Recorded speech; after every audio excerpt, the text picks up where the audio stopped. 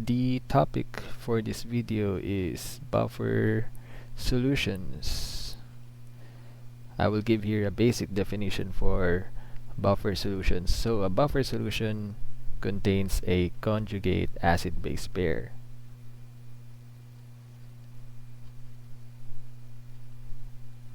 And this conjugate acid-base pair must be at reasonable concentrations. Suppose we place acetic acid in water, so we will expect ionization to occur.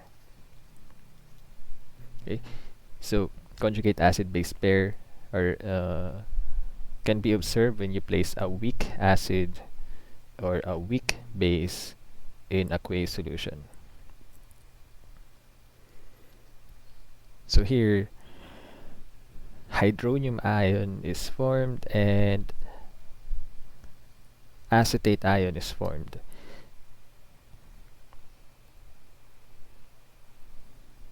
Acetic acid is an acid. The conjugate base pair of acetic acid is the acetate ion. So this is a conjugate acid base pair. Meanwhile, also in this reaction that I'm showing, H2O acts as a base to the acetic acid, and its conjugate acid pair is the hydronium ion. But here we're going to focus on the actual acid and the base that is forming. We will be focusing on acetic acid as our example.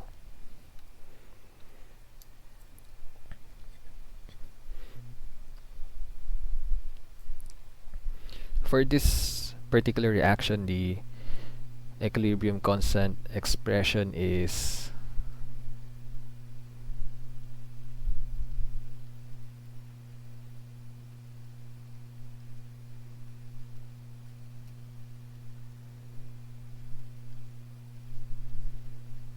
and the value for this constant for the ionization of acetic acid is this value. Suppose initially you place 0.5 mole per liter of acetic acid in aqueous solution. So a portion of it will ionize to form hydronium ion and the acetate ion. So the final concentrations here will be 0.5 minus X for the acetic acid and X for both hydronium and acetate ion, depending on what the value of X is. So we will place X here, here, and then also here 0.5 minus X.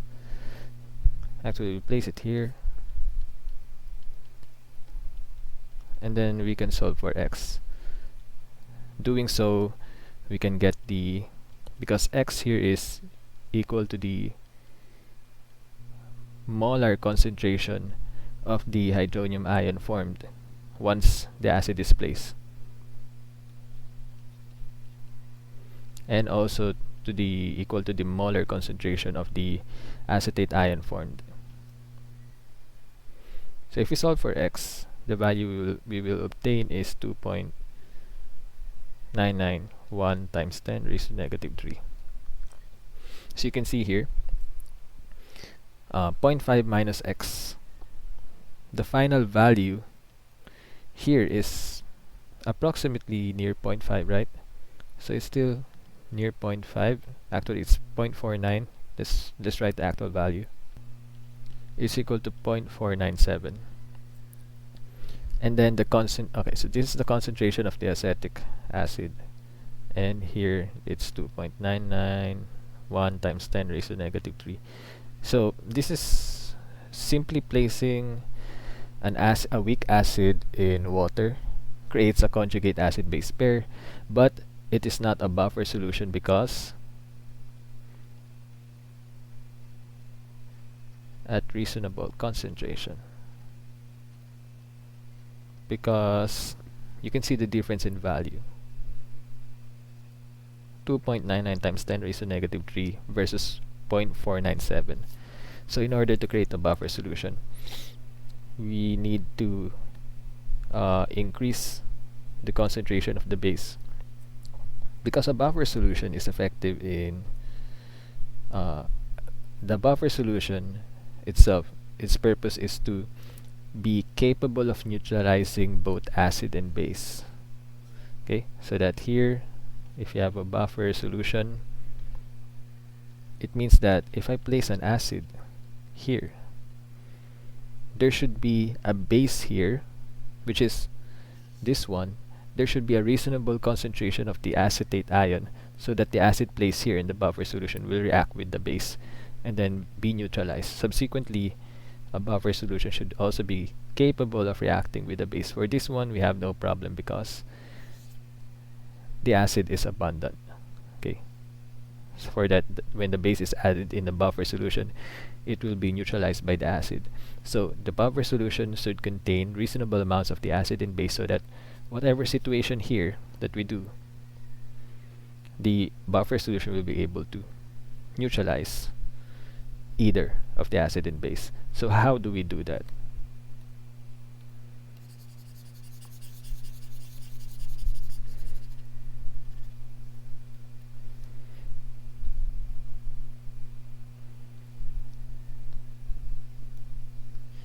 Okay, so the best way to add acetate ion is to place a salt that when it dissociates produces this ion. When the salt dissociates, it produces acetate ion. So the sodium acetate salt, remember when you say salt, salt are strong electrolytes, and thus it undergoes complete dissociation. So look at the detail here. This one written as a reversible reaction, this one written as a complete reaction. So therefore, let's say if you place here 0.5 mole per liter concentration, so let's say this is the initial concentration of the acetic acid you place in a solution, and then you added sodium acetate.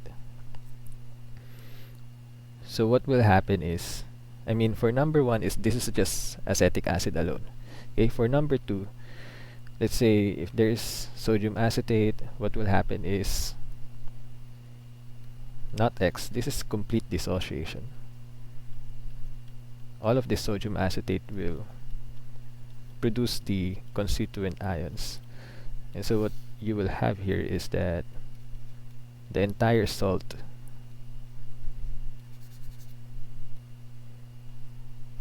is turned into its constituent ions. Okay, there you go. So what will happen if you combine these two? If we combine these two, okay, so the situation here for the third,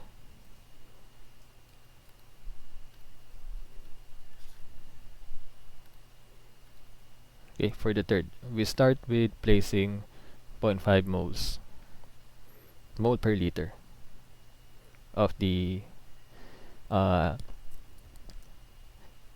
acetic acid, and then because we place the salt, okay, so we start here. The continuation here is that this is placed and then the salt is added, so that the initial value for the acetate ion here is already 0.5.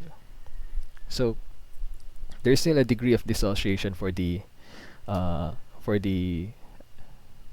acetic acid, even though there's already an amount here. What the effect of having a concentration here for this species is that this arrow here increases. That means the reverse reaction is further strengthened due to the presence of a product.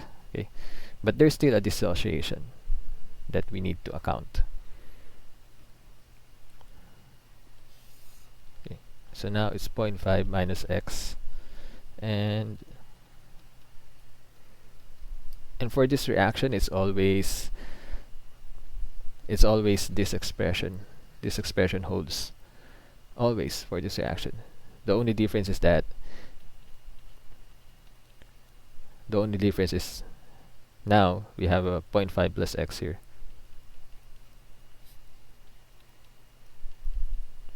The constant is still the same. Now if we solve for x, this time the value of x is equal to 1.7999 times 10 raised to negative 5.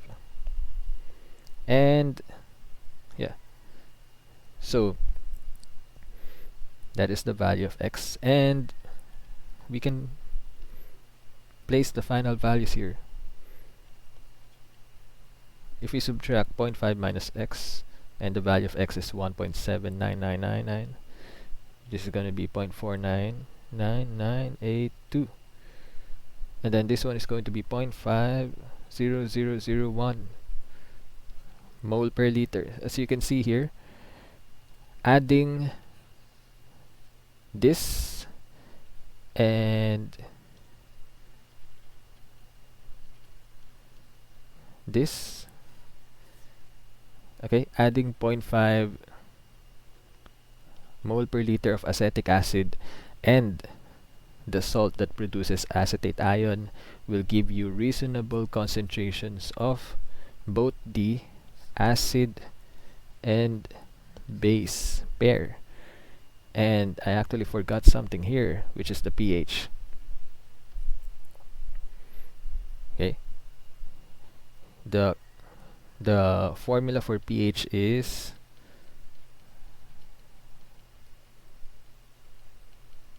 the negative logarithm of the concentration of the hydronium ion.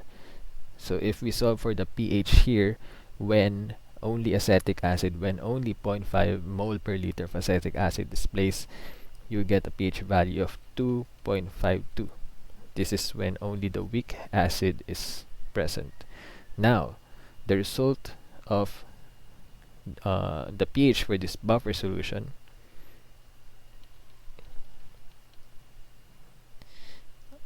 is, okay, so negative log of the concentration of the hydronium ion, and x is equal to 1.7999 times 10 raised to negative 5.